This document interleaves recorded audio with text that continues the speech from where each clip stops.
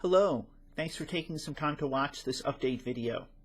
It's great to see you and I hope you had a wonderful week. This Sunday in our church we begin a season called Ordinary Time. It's called that simply because we're not preparing or celebrating one of the two great feasts of the Christian year, Christmas or Easter. It's the in-between time, and in that in-between time we read large chunks of the Gospels at Mass on Sundays. And this year our Gospels will primarily come from the Gospel of St. Luke. Now this Sunday is the second Sunday in Ordinary Time, so you may be asking yourself or asking me what happened to the first Sunday in Ordinary Time. Well, the Feast of the Baptism of the Lord takes the place of the first Sunday in Ordinary Time. That's so that the Sundays and the weekdays correspond to each other. So you have the second Sunday and then the second week, the third Sunday and then the third week. If we had the first Sunday of Ordinary Time this week, we'd be going backwards. We'd have the first week and then the first Sunday, second week, second Sunday. So I hope that makes sense. Just so you know why there is no first Sunday in Ordinary Time, it simply is taken, the Feast of the Baptism of the Lord takes place of that Sunday. This Sunday, though, the second Sunday in Ordinary Time, in this year we're actually going to hear from the Gospel of St. John. We're going to hear the account of the wedding feast at Cana. It's one of my favorite stories from the Bible. And it's actually considered to be one of the three epiphanies of the Lord. We're used to the Epiphany being when the Magi arrive in Bethlehem to worship Jesus. But there's actually, our theology sees three real manifestations, three real epiphanies of who Jesus is. Of course, the arrival of the wise men. Then the baptism of the Lord, which we celebrated last Sunday, where the voice of the Father is heard and the Spirit comes down upon Jesus. It's one of the revelations of who Jesus is.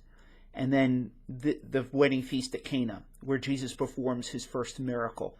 It's an epiphany that here is something special, here is God, here is something to pay attention to. It's a revelation of who Jesus is.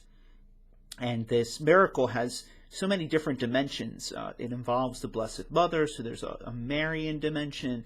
There's the dimension of the multiplication of the water, the enormous amount of water that becomes wine. There's the angle of how the best wine is saved for the last. There's so much to reflect on in this story of the wedding feast of Cana, and it really teaches us a lot about the spiritual life. So look forward to unpacking that a little bit during our Sunday homily this Sunday.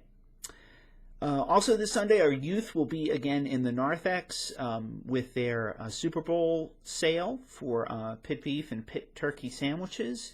If you didn't get a chance to order yours last week, you can do it this week. There's an order form in the bulletin.